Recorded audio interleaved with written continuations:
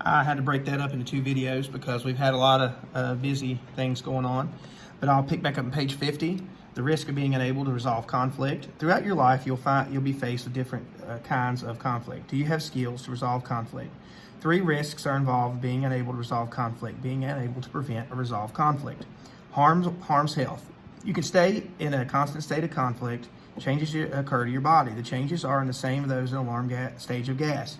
Heart rate, blood pressure increase. You might have headaches and stomach aches. You might be different for you to sleep. Your body becomes tired and run down. You're more at risk of developing diseases or having accidents. Refer to lesson 5 to review the stages of gas. Harms relationships. Relationships, you're not able to work out disagreements in relationships. It might be difficult to get close to others. You might feel on the edge much of the time. It's difficult to share your true feelings. Causes violence. Violence is a use of physical force to injure, damage, or destroy oneself, others, or property. Teens who have conflict within themselves with others are more likely to harm themselves. Teens who cannot resolve conflicts are more likely to get into fights. They might even get even in other ways, such as by destroying property. Page 51. Conflict resolution skills. It's important to recognize that every conflict does not have a winner and a loser.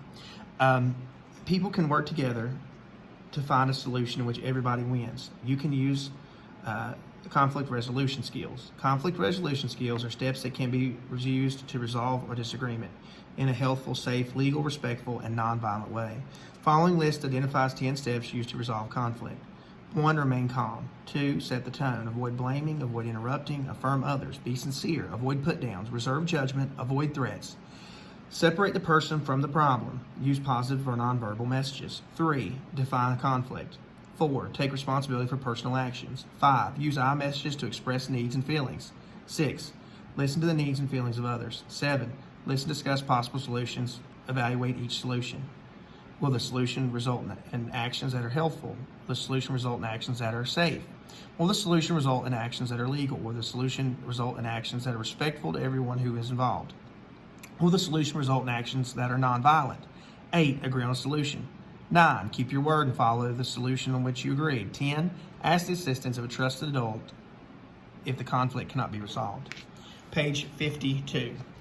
Mediation. Sometimes people in conflict need the help of a third person to reach a solution. Mediation is a process in which a third person helps people in conflict reach a solution. A mediator is a person who helps the people in conflict reach that solution. Person might be a parent, teacher, counselor, or other trusted adult. Sometimes adults recommend that a peer be a part of the mediation process. A peer is a person who is similar in age or status. Mediation involves 7 steps. 1. Keep a neutral position.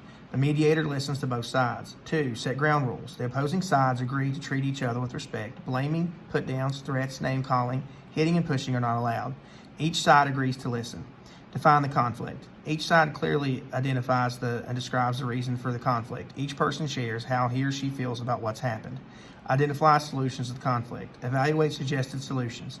It is important to evaluate each solution. Will the solution result in actions that are helpful, safe, legal, respectful of all people involved, nonviolent?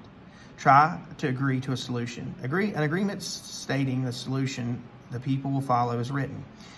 The people involved should be sincere about following the agreement. They should sign and date the agreement. Schedule a follow-up meeting. Decide when the two have a follow-up meeting. Review how well the agreement is working. If the agreement is not working, begin the process again. Our health content questions on page 53. What are 4 characteristics of a loving person? Answers on page 47. What are 5 social skills that improve relationship? Page 48. What are 4 roadblocks to healthful relationships? 49. What are 10 conflict resolution skills? Page 51. And what are 7 steps in the mediation process? Page 52. Thank you, guys.